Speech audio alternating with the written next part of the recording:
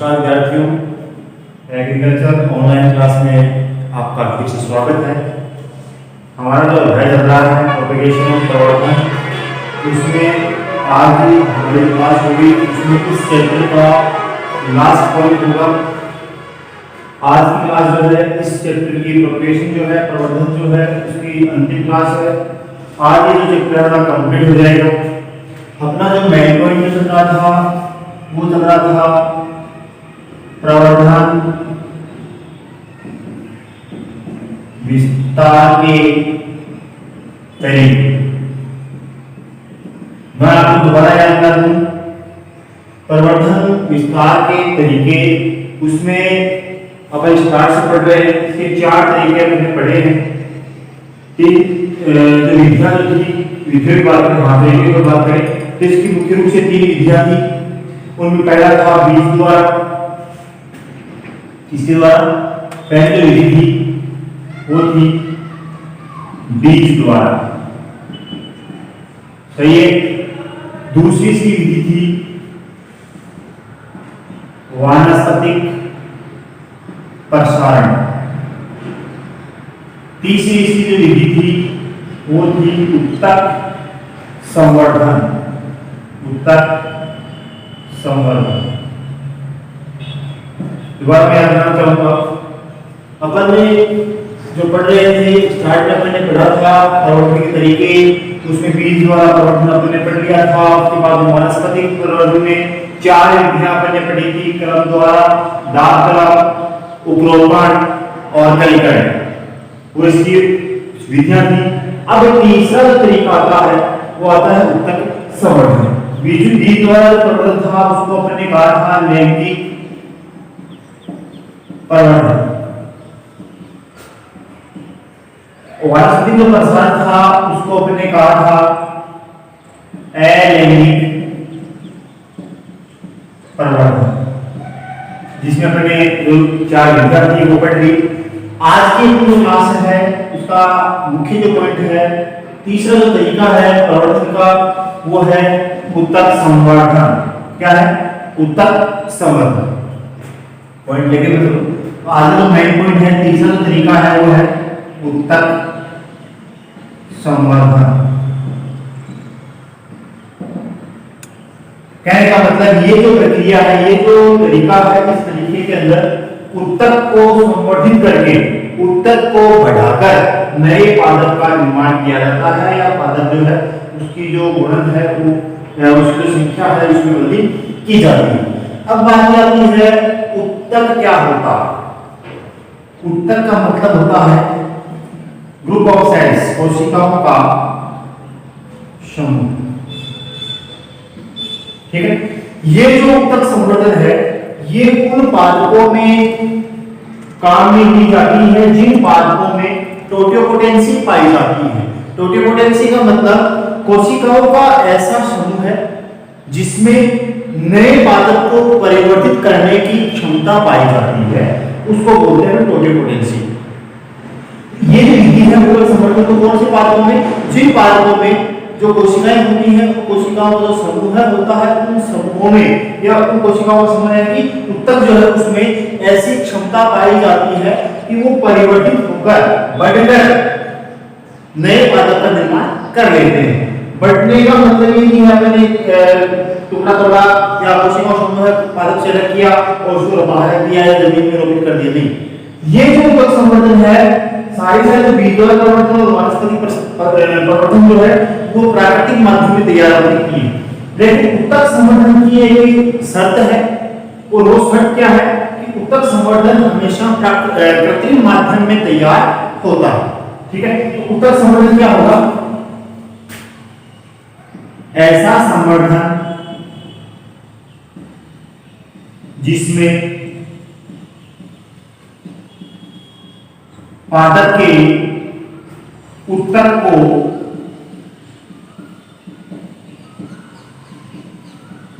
कृत्रिम माध्यम में प्रत्यारोपित कर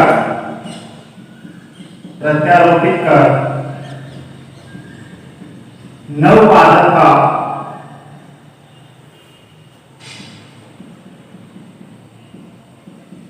निर्माण किया जाता है।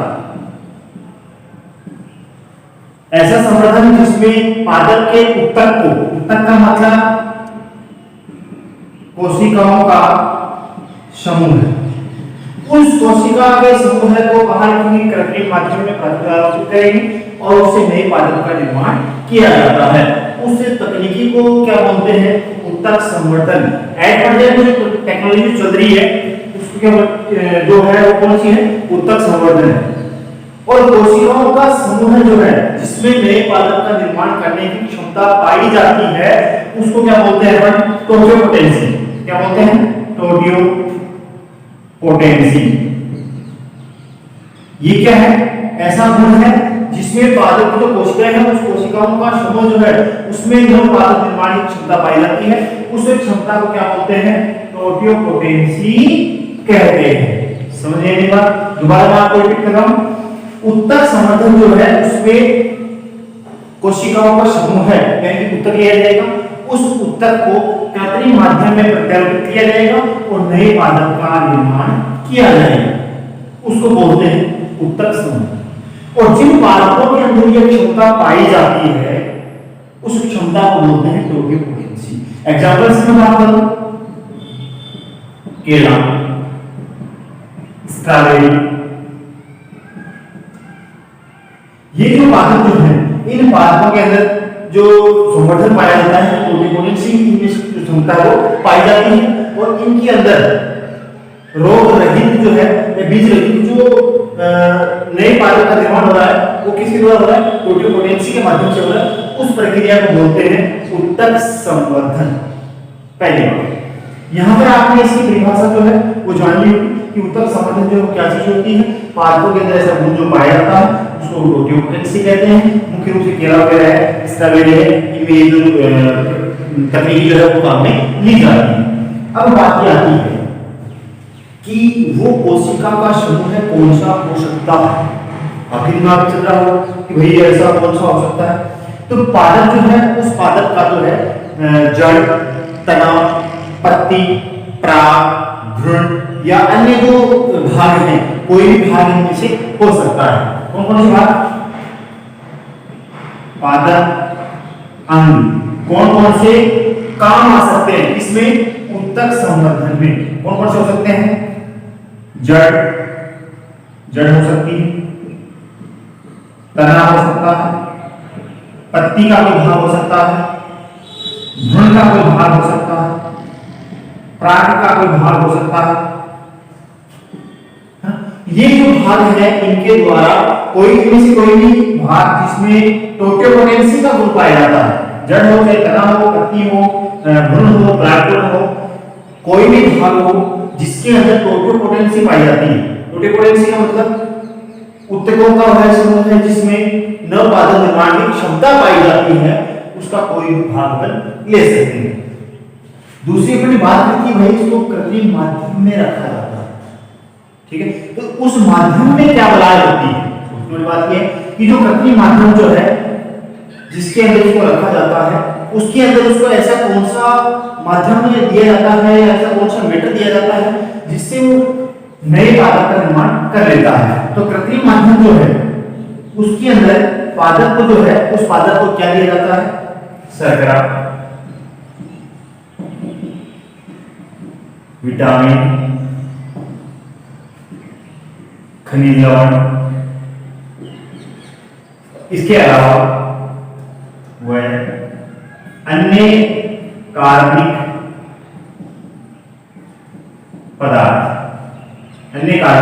पदार्थ जो उस ऊतक को संवर्धित करने के लिए आवश्यक होते हैं। ये जो मीटर है ये मीटर प्रयोगशाला के अंदर उसको दिया जाता है। इस मीटर के अंदर उस ऊतक को यानी कोशिकाओं का समूह जो है जिसमें टोटियोपोटेंसी पाई जाती है उसको इस माध्यम में कहां रखा जाता है? प्रयोगशाला में रखा जाता है, ठीक है? प्रयोगशाला में रखने के बाद में जो ऊतक है उस ऊतक में जो संवर्धित होकर नए पादप का निर्माण कर लेती है। उस समय बाद में जब वो परिवर्तित हो जाता है नया पादप तो उस पादप को वहां से हटाकर कमरे के तापमान पे रखा जाता है, उसके माध्यम में उसको कमरे का जो माध्यम है उसमें रखा जाता है। उसके बाद में उसको फील्ड जो है अपने खेत जो है उस खेत के अंदर उसको जो रोपित है वो कर देते हैं। यह उत्तक संवर्धन की जो विधि है वो क्या चीज होती है? ऐसा संवर्धन जिसमें पादप के जो उत्तक है कि कोशिका का जो समूह है उसको अपन कटनी माध्यम में रखेंगे और नए पादप का विकास हो जाएगा, उसको बोलते हैं उत्तक संवर्धन। ठीक है, उत्तक संवर्धन के लिए जो अंग पाए जाते हैं वो कौन कौन से होते हैं? जड़, तना, पत्ती, भ्रूण या पराग का कोई भाग यानी कि उत्तक हो सकता है। ठीक है, पादप के जिस भाग में यानी उत्तक में या मैं कहूं कोशिकाओं के समूह में ये जो क्षमता पाई जाती है उस क्षमता को क्या बोलते हैं? टोटियोपोटेंसी। परिभाषा क्या होगी? पादप की जिस भाग में या जिस पादप में उत्तक की नवपादप निर्माण क्षमता को टोटियोपोटेंसी कहते हैं। पादप का जो उत्तक समूह है जिसमें ये जो लक्षण पाया जाता है कौन सा? नए पादप निर्माण का, उसको बोलते हैं टोटियोपोटेंसी। पादप में कौन सा भाग लेंगे जिसमें टोटियोपोटेंसी पाई जाती है, जिसमें नए पादप का निर्माण करने की क्षमता पाई जाती है। वो भाग जड़ का हो सकता है, वो तने का हो सकता है, पत्ती का हो सकता है, या भ्रूण का हो सकता है, या पराग का हो सकता है। उस टोटियोपोटेंसी वाला जो भाग है, जो उत्तक है, उस उत्तक को कृत्रिम माध्यम में रखा जाता है, प्रयोगशाला में रखा जाता है और उसको शर्करा, विटामिन, खनिज लवण एवं अन्य जो कार्बनिक जो पदार्थ हैं जो उस पादप को आवश्यक है, उत्तक को संवर्धित करने के लिए जरूरी है, वो माध्यम उसको उपलब्ध करवाया जाता है। कहां पर? प्रयोगशाला। ठीक, ये थी उत्तक संवर्धन की तकनीक। फायदा क्या है? उत्तक संवर्धन करने से क्या फायदा है? इस टेक्निक को अपनाने से क्या प्रॉफिट हो रहा है उसकी अगर बात करें तो इसी का पॉइंट अगला चल रहा है उत्तक संवर्धन के लाभ। उत्तक संवर्धन के लाभ कि कौन कौन से लाभ जो है वो इससे हो सकती है। इतना हम मेटर कर रहे हैं, अपने माध्यम तैयार कर रहे हैं, प्रयोगशाला तैयार कर रहे हैं, इतना मेटर हम इसको दे रहे हैं, टोटियोपोटेंसी क्षमता वाला जो भाग है वो पढ़ ले रहे हैं, तो इससे फायदा क्या है? फायदा ये है कि केला जो है वो रोग रहित या मैं कहूं विषाणु रहित केला जो है प्रजाति जो है पादप जो है वो तैयार किया जा सकता है। किससे? उत्तक संवर्धन से। किससे? उत्तक संवर्धन से। यानी केले वाला जो भाग है उस केले के अंदर टोटियोपोटेंसी पाई जाती है, उसका कोई भी उत्तक भाग लेकर प्रयोगशाला में परिवर्तित कर विषाणु रहित जो पादप है वो तैयार कर सकते हैं। तो पहला जो फायदा है वो क्या है? इस विधि से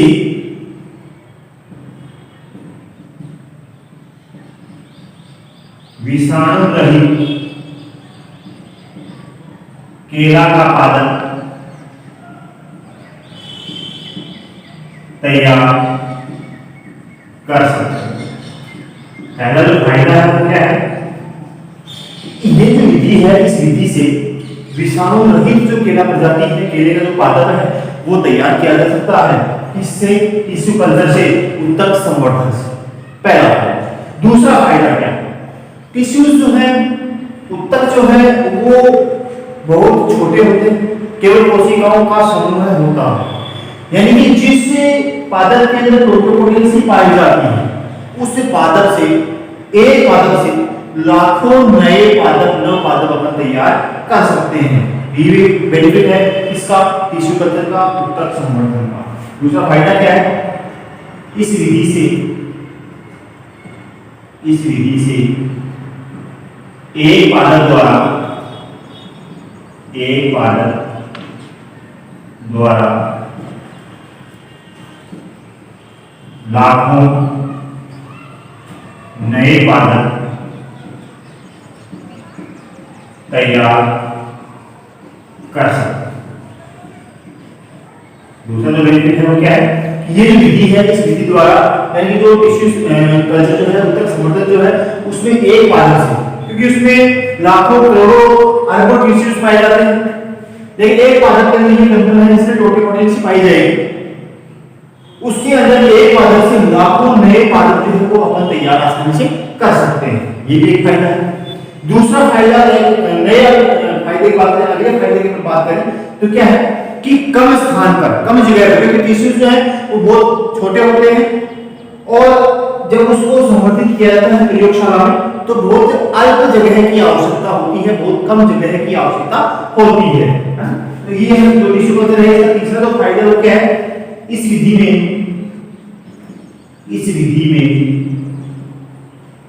कम जगह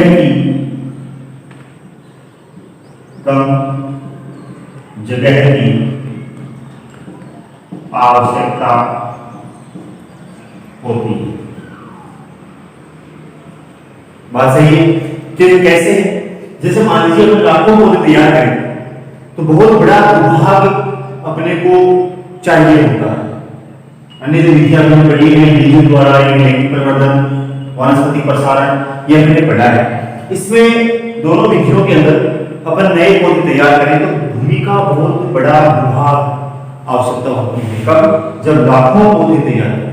लेकिन ऊतक संवर्धन द्वारा अपन जो हमारी प्रयोगशाला जो है, अपनी जो लेबोरेटरी है, उस लेबोरेटरी के अंदर कम जो भाग जगह जो है, एक ही लेबोरेटरी में लाखों पौधे अपन आसानी से तैयार कर सकते हैं। कौन सी टेक्निक से? टिश्यू कल्चर से, ऊतक संवर्धन से। ये फायदा हुआ कि नहीं हुआ? ये हुआ। इसके अलावा इसके अलावा आपको कोई फायदा इसका देखें तो क्या है, इसमें बीज द्वारा जो परिवर्तन हो रहा है उसमें लैंगिक परिवर्तन। सही बात है। लैंगिक परिवर्तन के अंदर दोनों जो जनक हैं उनकी आवश्यकता होगी। सही है। तो उसके अंदर जो लक्षण आएंगे उस पादप में वो सेम तो नहीं होंगे, अलग होंगे, लेकिन उन दोनों के अलावा नए लक्षण परिवर्तित नहीं होंगे। इसमें लैंगिक परिवर्तन। वनस्पति प्रसारण आपने पढ़ा, उसको बोलते हैं अलैंगिक परिवर्तन। इसमें जो लक्षण आएंगे कि पीढ़ी में जो नया पादप जो विकसित हो रहा है उसमें जो लक्षण आएंगे वो किसके आएंगे? जिस भाग से, जिस पादप से वनस्पति प्रसारण करवाया है और नया पादप जिससे लिया है उसी के लक्षण नई पीढ़ी में आएंगे। दोबारा बता रहा हूं, बीज द्वारा जो प्रसारण कर रहे हैं उसमें नर और मादा दोनों जनकों की आवश्यकता होगी। तो उन दोनों के अंदर जो क्रॉस हो रहा है उस क्रॉस से जो नया पादप विकसित होगा उसमें जो लक्षण आएंगे सेम ही है, दोनों के मिले जुले आएंगे, नए लक्षण पैदा होंगे। वनस्पति जो प्रसारण है उसमें या तो नर होगा या मादा होगा, दोनों जनकों में से एक जनक की आवश्यकता होगी और उन दोनों जनकों में से जो जिस जनक को अपन ले रहे हैं इसके लिए वनस्पति प्रसारण के लिए, नए पादप निर्माण के लिए, उसमें उसी के लक्षण परिवर्तित होंगे। लेकिन जो ऊतक संवर्धन जो है उसमें जो नया पादप प्राप्त होगा उस पादप के लक्षण क्या होंगे? नए होंगे। कहने का मतलब जो जनक जाति है उसका कोई प्रभाव इसके ऊपर नहीं होगा। कौन सी टेक्निक में? टिश्यू कल्चर में। ऊतक संवर्धन में जो अपन प्रयोगशाला के अंदर जो नया पादप प्राप्त करके ला रहे हैं उसके जो लक्षण है वो मूल जो पादप है, जनक जो पीढ़ी है, जनक जो जाति है उसका कोई प्रभाव उसके ऊपर नहीं पड़ता है। ये एक फायदा हो गया किसका? टिश्यू कल्चर का। ये इसकी फायदा। दोबारा रिपीट कर रहा हूं, अपना जो मेन पॉइंट है वो है प्रवर्धन। प्रवर्धन का मतलब पादपों की संख्या में बढ़ोतरी करना, प्रवर्धन कहलाता है। प्रोपगेशन जो है वो कहलाता है। तरीकों की बात करें तो बीज द्वारा प्रवर्धन, वनस्पति प्रसारण और ऊतक संवर्धन, इन तीन तरीकों से अपन क्या कर सकते हैं? प्रवर्धन कर सकते हैं, प्रोपेगेशन अपन कर सकते हैं, पादपों की संख्या में वृद्धि कर सकते हैं। बीज द्वारा प्रवर्धन हमने पढ़ लिया, वनस्पति का अपने प्रसारण जो है वो पढ़ लिया। इस वनस्पति प्रसारण की 4 विधियां थी। कितनी? 4 विधियां। कौन कौन सी थी? एक थी कलम द्वारा, दूसरी थी दाब कलम, तीसरी थी उपरोपण, चौथी थी कैलिकाई। ये चारों विधियां पिछली जो क्लासेस थी उसमें हमने पढ़ लिया। तीसरी जो तरीका बचा था उत्तक संवर्धन, जो प्रवर्धन विस्तार का, वो था उत्तक संवर्धन, जो हमने इस क्लास में पढ़ा। पादपों के अंदर कोशिकाओं का ऐसा समूह होता है जिसमें नए पादप निर्माण की क्षमता पाई जाती है, जिसको टोटियोपोटेंसी कहते हैं। नहीं, टोटियोपोटेंसी द्वारा उस उत्तक को लेके कृत्रिम माध्यम में रखकर नया पादप तैयार कर सकते हैं। उस कृत्रिम माध्यम में शर्करा दी जा सकती है, विटामिन दिए जा सकते हैं, खनिज लवण दिए जा सकते हैं। इसके अलावा जो भी कार्बनिक पदार्थ उस पादप को आवश्यक है, उस प्रवर्धन के लिए जरूरी है, वो सारे प्रयोगशाला में तैयार किए जाते हैं और नया पादप तैयार किया जा सकता है। पादप में जड़ हो सकता है, तना हो सकता है, पत्ती हो सकता है, भ्रूण हो सकता है, पराग हो सकता है। इसका कोई भी ऊतकीय भाग यानी कोशिकाओं का समूह है हो सकता है। ये इसके क्या हो गए, लाभ हो गए। और जो लक्षण जो क्षमता इसमें पाई जाती है, दोबारा याद रखना, उसको बोलते हैं टोटियोपोटेंसी। ठीक है, आज की जो क्लास थी इसमें जो प्रोपगेशन है, प्रवर्धन जो है, वो चैप्टर कंप्लीट हो चुका है। लगातार एग्रीकल्चर जो क्लास है वो लेने के लिए हमारा जो YouTube चैनल है, उस YouTube चैनल को सब्सक्राइब करते रहिए और डेली जो वीडियो है, डेली जो अपनी क्लास है, उस क्लास का मजा लेते रहिए। धन्यवाद।